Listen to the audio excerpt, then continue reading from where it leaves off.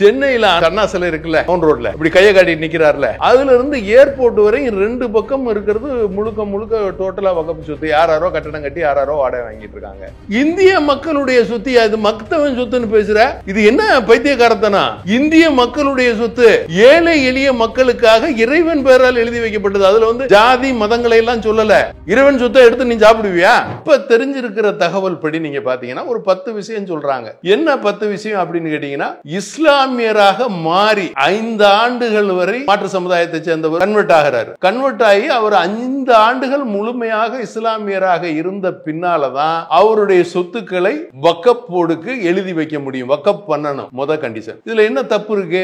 ஒருத்தர் இஸ்லாத்துக்கு மாறுறாரு, அப்ப அந்த இஸ்லாத்துக்கு மாறி அவர் இஸ்லாமியராக இருந்து எழுதி வைக்கட்டும்னு சொல்றாங்க. அது தப்பா? தப்பு இல்ல. இப்படி ஒரு முத இது. ரெண்டாவது என்ன சொல்றாங்க அப்படின்னு நீங்க பாத்தீங்கன்னு சொன்னா, இஸ்லாமிய இந்த வக்ஃப் நிர்வாகம் இருக்குல்ல, இந்த நிர்வாகத்துல இஸ்லாமிய பெண்களும் வரணும். 2 பேர் இது வரைக்கும் பெண்கள் இல்ல. ஆனா அதுல ஒரு விதிவிலக்க தமிழகம் முன்னோடியாக செஞ்சிருக்கு. யாரு? மாண்புமிகு மறைந்த முதல்வர் புரட்சி தலைவி அம்மா அவர்கள். அவங்க பதர் செய்யதுங்கிறவங்கள ஒருத்தரை சேர்மனா போட்டாங்க. இஸ்லாமிய பெண்கள் 2 பேரை அந்த வாரியத்துல தலைவரா போடுறதுல என்ன தப்பு இருக்கு? மெம்பரா போடுறதுல என்ன தப்பு இருக்கு? இது ரெண்டாவது. மூணாவதாக என்ன சொல்றாங்க? இஸ்லாமியர்கள்ல இப்ப வந்து அவங்கவுங்க பல பிரிவாக இருக்காங்க. சியா, போரா, தண்ணி, ஒரு 3-4 பிரிவு இருக்குன்னு வச்சுக்கோங்களேன். இப்படி எல்லாம் பிரிவாக இருக்கிறதெல்லாம் ஒன்னாக அந்த வகப்பு கீழே வந்துருங்க, ஒரே வகப்பா இருக்கட்டும். அதுல என்ன தப்பு இருக்கு? எல்லாமே இஸ்லாமியர்கள், அதுல உங்களுக்குள்ள ஒரு 3-4 பிரிவு இருக்கு, என்ன தவறு இருக்கு? உங்களுக்கு அந்த மாதிரி எல்லாரையும் ஒன்னா சேர்த்து வகப்பாக்கி இருக்காங்க. இது மூணாவது. நாலாவதாக என்ன சொல்றாங்க அப்படின்னா, இப்ப 2 வகப்பு இருக்கு. இந்த வகப்புலயே 2 இருக்கு. என்ன 2 அப்படின்னா, பொதுவான வகப்பு. இப்ப நீங்க ஒரு இஸ்லாமியர் பெரிய தனவந்தர், அவர் தன்னுடைய சொத்துக்களை வகப் பண்ணிட்டு போயிடுவாரு. எப்படின்னா, வகப்போடு நிர்வாகிக்கட்டும், அந்த வாரியம் நிர்வாகிக்கட்டும் அப்படின்னு எழுதிட்டு போயிடுவாரு. வாரிசு யாரையும் அதுக்கு நிர்வாகிகளாக போட மாட்டாரு. இன்னொரு வகப்பு அதுல என்ன அப்படி இருக்குன்னா, இப்ப என்னுடைய சொத்து நான் வகப் பண்றேன், அதை எனக்கு பின்னால் ஏன் வாரிசுல மூத்த மகன் அவர் இருப்பாரு, அவருக்கு பின்னால் அவர் மகன் இருப்பாரு. இவங்க தான் அதை வந்து நிர்வகிப்பாங்க. வகப்புக்கு கணக்கு கொடுப்பாங்க, ஆனா நிர்வகிக்கிறது இவங்க தான் நிர்வகிப்பாங்க. வகப்போடு நிர்வகிக்க கூடாது. இது குடும்ப வகப்புங்கிறது தனி வகப்பு.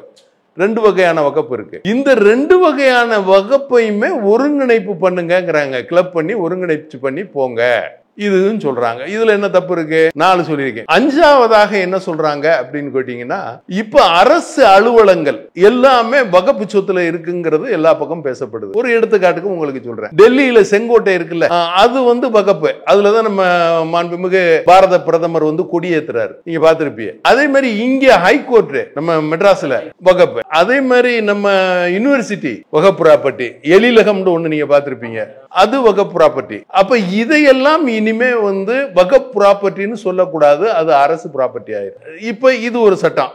இந்த சட்டம் அமலுக்கு வந்த உடனே இதை இனிமே நீங்க வகப் ப்ராப்பர்ட்டின்னு சொல்லக்கூடாது. 6ஆவதாக என்ன சொல்றாங்க அப்படின்னா, தனிநபர் வகப் பண்ணும்போது அவர் பேருக்கு பட்டா சிட்டா அடங்கல் எல்லாமே அவர் பேருக்கு பத்திரம் எல்லாம் இருந்தா தான் அவர் வகப் பண்ணணும். புரியுதா? வந்து உங்க சொத்தா இருந்தா தான் நீங்க வகப் பண்ணணும். நீங்க பாட்டுக்கு அந்த இது இதுதான் இந்த இதை நீங்க வகப் பண்ணிக்கங்கன்னு சொல்லிட்டு எழுதி வச்சுட்டு போக கூடாது. இதுல ஏதாவது தப்பு இருக்கா?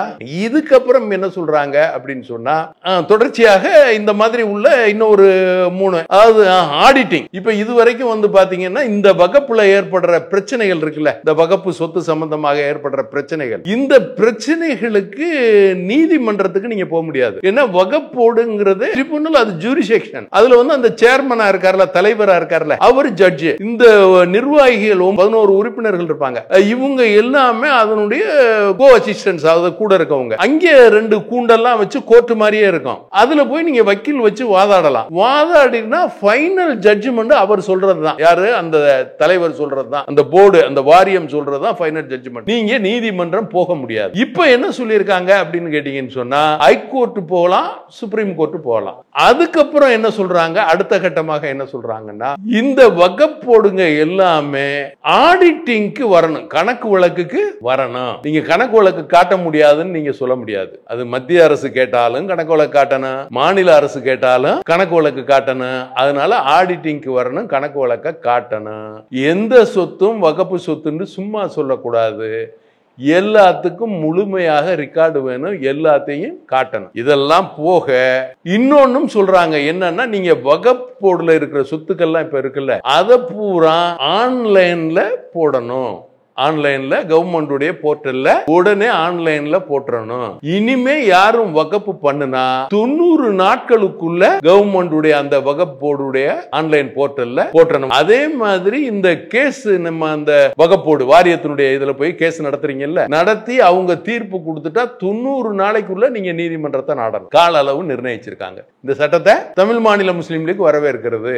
என்ன காரணம்? இது எப்பவே செய்ய வேண்டியது. இந்தியாவுல ஒரு 200-300 பேர் வகுப்பு சொத்தை வச்சிருக்காங்க, பெரிய பெரிய பணக்காரர்கள். இதுக்கு எதிராக யாரெல்லாம் பேசிக்கிட்டு இருக்காங்களோ அவங்க எல்லாம் வகுப்பு சொத்துல தான் வாழ்ந்துகிட்டு இருக்காங்க. அப்ப இந்த சட்டத்தை அவங்க எல்லாம் எதுக்குறாங்க. சென்னையில அண்ணா சிலை இருக்குல்ல, மவுண்ட் ரோட்ல இப்படி கையை காட்டி நிக்கிறார்ல, அதுல இருந்து ஏர்போர்ட் வரை 2 பக்கம் இருக்கிறது முழுக்க முழுக்க டோட்டலா வக்ஃப் சொத்து. யாரோ கட்டணம் கட்டி யாரோ வாடகை வாங்கிட்டு இருக்காங்க. இந்த பில்லை ஏன் இவ்வளவு பேர் எதுக்குறாங்க? 288 பேர் பாஸ் பண்றதுக்கு பாராளுமன்றத்துல ஒத்துக்கிட்டு இருக்காங்க. ராஜ்யசபால 195 பேர் ஒத்துட்டாங்க. இப்ப மத்தவங்க எல்லாமே ஏன் எதுக்குறாங்க? எதுக்கு எதுக்கணும்? நான் கேட்கிற கேள்வி என்னன்னா, இந்த சொத்து எங்க? இதைத்தான் முதல்ல கேட்டேன். இந்த சொத்து இருக்கா இல்லையா? இந்திய மக்களுடைய சொத்து. இது மக்தவன் சொத்துன்னு பேசுற, இது என்ன பைத்தியக்காரத்தனா? இந்திய மக்களுடைய சொத்து ஏழை எளிய மக்களுக்காக இறைவன் பெயரால் எழுதி வைக்கப்பட்டது. அதுல ஜாதி மதங்களை எல்லாம் சொல்லல, ஏழை எளிய மக்களுக்கு கொடுக்க சொல்லி இருக்கு. ஏன் படிக்க வைக்கல, பாட வைக்கல, அவங்கள முன்னேற்றலன்னு கேட்டா அதுக்கு உங்ககிட்ட பதில் இல்ல. ஜாதியை கொண்டாந்து முன்னால விடுற, இறைவன் சொத்தை எடுத்து நீ சாப்பிடுவியா? இந்துக்கள்ல சொல்ல போனா என்ன சொல்லுவாங்க தெரியுமா? சிவன் சொத்து கொலநாசம். அப்ப நீ எப்படி நீ எடுப்ப இத? நீ எல்லாரும் எடுத்து சாப்பிடுறியா? உனக்கு கொஞ்சமாவது அறிவு இல்ல, கொஞ்சமாவது யோசனை இல்ல, இறை பயம் இல்லையா உனக்கு?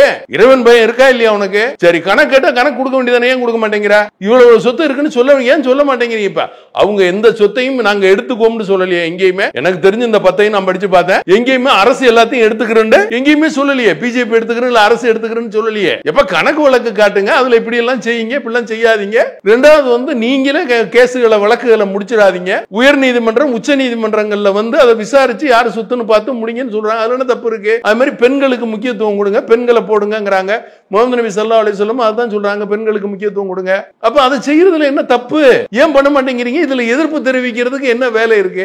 எனக்கு புரியலங்க. ஏன் எதிர்க்கணும்? இப்ப நான் வகுப்பு சொத்துல இல்லங்க, ஒருவேளை நானும் வகுப்பு சொத்தை வச்சுக்கிட்டு இருந்தா எதிர்த்திருப்பேன். புரியுதா உங்களுக்கு? நான் வகுப்பு சொத்துல ஒரு 100 ஏக்கர் 200 ஏக்கர் 500 ஏக்கர் வகுப்பு சொத்து என்கிட்ட இருக்கு, நான் அதுல அனுபவிச்சுக்கிட்டு இருக்கேன்னு சொன்னா கண்டிப்பா இந்த சட்டம் மோசமான சட்டம். ஏன்னா அவனுக்கு நான் கணக்கு காட்டணும். நீங்க கேட்ட மாதிரி என் சொத்தை நீ ஏன் எத்தி பாக்குற அப்படிங்கிற மாதிரி தான். இப்ப இது இங்க இஸ்லாமியர்கள் சொத்தா இந்துக்கள் சொத்தாங்கிறது பேச்சு இல்லங்க. இங்க பெரிய அளவுல ஒரு வாரியத்திடம் சொத்து இருக்கு. வக்ஃப் வாரியத்திடம் 3வது இடத்துல சொத்து இருக்கு. இந்த சொத்துக்களை யாரு அனுபவிச்சுக்கிட்டு இருக்கா? யாருக்கு போய் சேரணும்? எதுக்காக இந்த சொத்துக்கள் எழுதி வைக்கப்பட்டது? இதை பாக்குறது தப்பா? ஒரு அரசுடைய கடமை இல்லையா? ஒரு அரசு, இந்தியாவை ஆளுகின்ற அரசு, அது மாநில அரசாக இருக்கட்டும் மத்திய அரசாக இருக்கட்டும், மக்களுடைய நலன் கருதி செயல்படணுங்கிறது இருக்கா இல்லையா? நம்ம ஜனநாயக ஆட்சி தானே, குடியாட்சின்னு சொல்றீங்களா இல்லையா? அப்ப இந்த குடிமக்களுக்கு வேண்டிய சேவைகளை செய்யறது தானே அரசுடைய கடமை. அப்ப இவ்வளவு பெரிய சொத்து இருக்குங்க, 3வது இடத்துலன்னு சொல்றீங்க, வரவேற்கத்தக்கது, பாராட்டத்தக்கது. அப்ப இந்த 3வது இடத்துல இருக்க சொத்துல உள்ள வருமானத்தை எந்த மக்களுக்கு செலவு பண்ணிக்கிட்டு இருக்கிறீங்க? யாருக்கு அதை செலவு பண்ணிக்கிட்டு இருக்கிறீங்க? என்ன வருமானம்? இல்ல வருமானமே இல்லையா? இல்ல அப்படி ஒரு சொத்தே இல்லையா? பொய்யான கணக்கா? வகுப்போடு மூலமா இவர் படிச்சு பெரிய ஆள் ஆயிட்டாரு, இல்ல வகுப்போடு மூலமாக இவர் இந்த உயரத்துக்கு வந்துட்டாரு. அப்படி பார்த்தா அதுதான் நம்ம முதல்ல உங்களுக்கு சொன்னேன். 17% உள்ள இஸ்லாமியர்களுக்கு வருஷத்துக்கு 50,000 கோடி வருமானம் இருக்கு. அப்ப இஸ்லாமியர்கள் பூரா மல்டி மில்லியனராவுல இந்தியாவில் இருக்கணும். அப்ப இந்தியாவுடைய பொருளாதாரம் மேல போயிருக்குமா இல்லையா? அப்படி ஒருத்தர் 2 பேரு, ஒரு 200-300 பேர் எனக்கு தெரிஞ்சு இவ்வளவு சொத்தையும் நீங்க ராஜாக்கள் மகாராஜாக்கள் மாதிரி வச்சு வாழ்றதுக்கு இறைவன் பெயரால் எழுதி வச்சிருக்கு இல்ல? இல்ல, ஏழை எளிய மக்கள் சொத்து தானே. அப்ப ஏன் ஏழை எளிய மக்களுக்கு கொண்டு போய் சேர்க்க மாட்டேங்கிறீங்க, கொடுக்க மாட்டேங்கிறீங்க? கணக்கு வழக்க கேட்டா ஏன் பயப்படுறீங்க? நம்மளுடைய மாண்புமிகு தமிழக முதல்வர் மு.க. ஸ்டாலின் அவர்கள் சட்டமன்றத்தில் ஆர்ப்பாட்டம் பண்றாருங்க. வகுப்பு பிள்ளை திரும்ப பெறு அப்படின்னு இவர் சொல்றாரு. பின்னாலே எல்லா எம்எல்ஏக்களும் எந்திரிச்சு, இவர் தாங்க ஆட்சியில் இருக்காரு, இவர் தான் அதிகாரத்தில் இருக்காரு, இவர் சட்டத்தை இயற்ற முடியும், இவர் தான் தமிழ்நாட்டினுடைய சட்டத்தை இயற்றக்கூடியவர், ஜட்ஜ் மாதிரி. அவர் நினைச்சா எந்த சட்டத்தையும் ஏற்ற முடியும். அது செல்லுது செல்லாதெல்லாம் அப்புறம் இவர் தானே கண்ட்ரோலர். தமிழ்நாட்டுக்கு யார் தலைவர்? இப்ப நம்ம மாண்புமிகு முதல்வருங்க. நம்ம மாண்புமிகு முதல்வர் என்ன பண்றாரு? மாண்பை பொருந்திய சட்டமன்றத்தில் போய் அந்த பில்லை வாபஸ் வாங்க சொல்லி ஆர்ப்பாட்டம் பண்றாருங்க. நான் இதுவரை என் வாழ்நாள்ல காமராஜரோட 19 வயசுல அரசியல் பண்ணியிருக்கேன், புரட்சி தலைவர் எம்ஜிஆர் அவர்களோட அரசியல் பண்ணியிருக்கேன், புரட்சி தலைவர் அம்மாவோட அரசியல் பண்ணியிருக்கேன். இன்னைக்கும் ஏன் எடப்பாடியார் அவர்களோட பல மேடைகள்ல பல மீட்டிங்ல பேசிக்கிட்டு இருக்கிறேன். இப்படி யாரும் சட்டமன்றத்துக்குள்ள ஆர்ப்பாட்டம் பண்ணி நான் பார்க்கலங்க. இது ரொம்ப விந்தையான ஆர்ப்பாட்டமா இருக்கு. வெளியில பண்ணுவாங்க, எதிர்கட்சிகள் பூரா வெளியில கூட பிடிப்பாங்க, ஆர்ப்பாட்டம் பண்ணுவாங்க, போராட்டம் பண்ணுவாங்க, எல்லாம் இருக்கும். ஒரு ஆட்சி அதிகாரம் கையில் இருக்கக்கூடிய மாண்புமிகு முதல்வர் ஆர்ப்பாட்டம் பண்ணி வகுப்பு மசோதாவை வாபஸ் பெறு, வாபஸ் பெறு, வாபஸ் பெறு, வகுப்பு மசோதாவை வாபஸ் பெறுன்னு இவர் சொல்றாரு. பின்னால எல்லா எம்எல்ஏயும் கருப்பு பேட்ச் குத்திக்கிட்டு கத்துறாங்க. அப்ப இது என்ன, அதாவது எவ்வளவு கண்ணிய குறைவான சட்டமன்றத்தில் இப்படி ஒரு நிகழ்வு நடக்கலாமா? எல்லா மீடியாவும் ஒரு பிம்பத்தை உருவாக்குறீங்க. என்ன பிம்பத்தை உருவாக்குறீங்கன்னா, காவி வேஷ்டி தாடி எல்லாம் போட்டு அவன் இந்து, பச்சை கலர்ல வேஷ்டி கட்டி தலப்பா கட்டிட்டானா அவன் துளுக்கன், தாடி எல்லாம் வச்சுட்டானா. இவங்க பூராமே இந்தியாக்காரங்கிறத ஒரு 3-4 தலைமுறைக்கு முன்னால இவன் யாருங்க? நான் கேட்கறது என்ன, 3-4 தலைமுறைக்கு முன்னால இவன் யாரு? இந்துங்க. கோயிலுக்கு போனா இந்து, சர்ச்சுக்கு போனா கிறிஸ்தவன், மசீதிக்கு போனா முஸ்லீம். யாருங்க இவங்க? எல்லாருமே இந்துங்க, இந்தியாக்காரங்க. அப்புறம் என்ன பிரச்சனை உங்களுக்கு?